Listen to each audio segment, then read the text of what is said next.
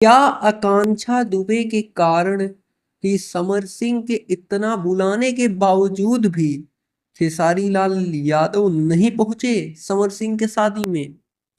जी हाँ दोस्तों, आकांक्षा दुबे और समर सिंह वाला मैटर तो आप सभी को पता होगा। लगभग आज से 1.5 साल पहले ये भोजपुरी में एक बहुत बड़ी घटना हुई थी, जिस वजह से एक बार पूरी भोजपुरी इंडस्ट्री हिलक रह गई थी और समर सिंह भी बहुत दिनों के लिए जेल में थे। लगभग 1.5 साल बाद अब समर सिंह अपनी शादी कर रहे हैं और भोजपुरी के लगभग सारे सुपरस्टार वहां पे गए थे।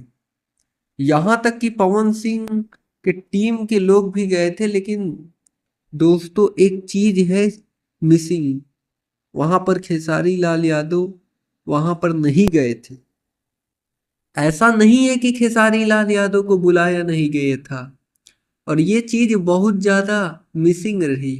बहुत सारे लोग दूसरा वीडियो डाल रहे थे, बट आपको बता दूं कि आ, वो वीडियो उनके शादी का नहीं है।